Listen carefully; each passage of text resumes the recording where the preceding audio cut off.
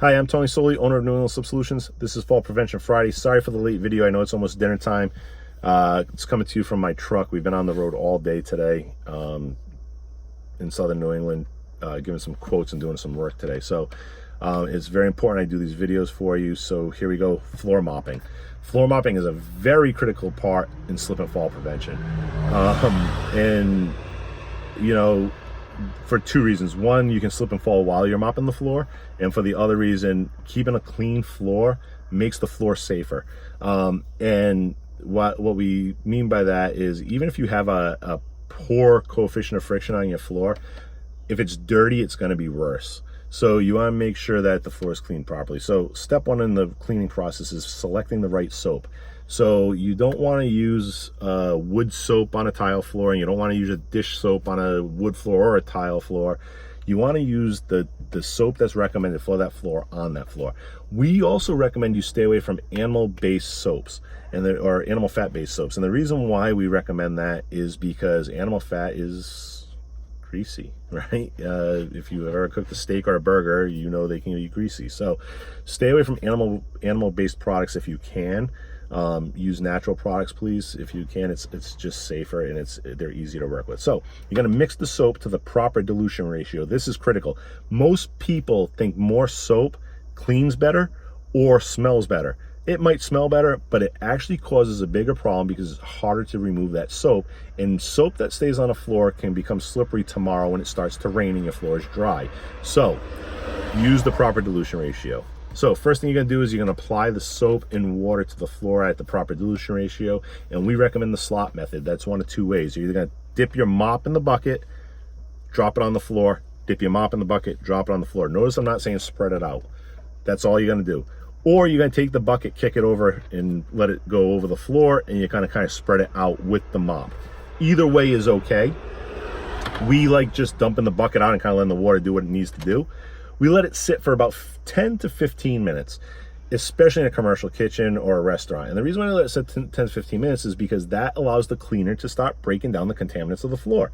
It's going to make our job easier. So 10 to 15 minute wait is over. You take a deck brush now. You don't use your mop. So deck brush is a stiff bristled brush.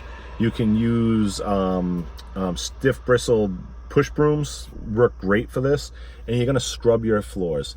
And that allows you, the agitation of that push broom on top of the soap, on top of the contaminated floor, allows you to deep clean the floor essentially, without steam cleaner or anything like that. So it allows you to get in there and really just kind of get into the grout lines in the tile itself, break down the contaminants.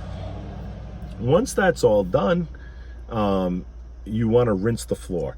And what we recommend before you even rinse that is that if there's floor drains, you squeegee to the floor drains, and then you begin your rinse process. It's very important to rinse until you no longer see soap in the rinse. And so how are you going to do that? Well, you're going to wet the floor, and as you start moving it around to squeegee it out back to the drains, or even to wet dry vac it, if bubbles are forming, there's still soap there. So you want to rinse it out until there's no more signs of soap. Once it's all rinsed out, you're going to squeegee out to those floor drains or wet dry vac everything. If there are still any damp or wet areas, you're going to want to dry those, and you can dry them either using a towel. We bring in commercial blowers and dry them. What you don't want to do is you don't want to let soapy water to air dry, because soapy water air drying, again, is going to be a slip hazard tomorrow. Once all that is done, we highly recommend, obviously, if you use the wet dry vac, that you dump the water down a drain. You do not want to put it out in a area where it spills out, like outside your door or something, because again, it's soapy water, and soapy water can become hazardous. So a couple points of emphasis that we want to touch on is, one, use different buckets and different mops. Notice I never said anything about mopping the floor. I said scrub it, right? So even the mop that we're applying, if we're applying with a mop, we don't use that same mop in a kitchen as we would in a dining area, because we don't want the contaminants of the kitchen going into the dining area, because it can make it more slippery if the cleaning process isn't done properly.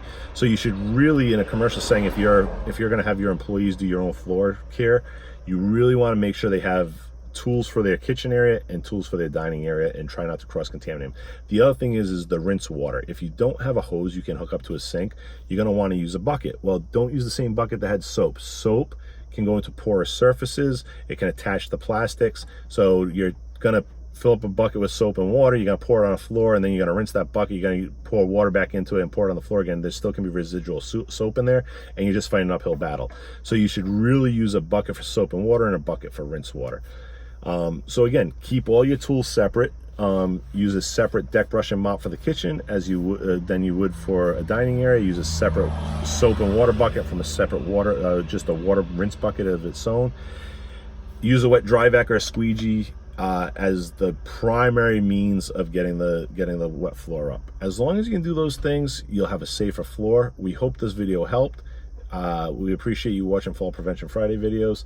If there's anything we can do for you, visit us on social media, comment and like below, visit our website, give us a call at 401-335-0150, or email us at info@NewellSubSolutions. Have a great weekend. Take care. Bye.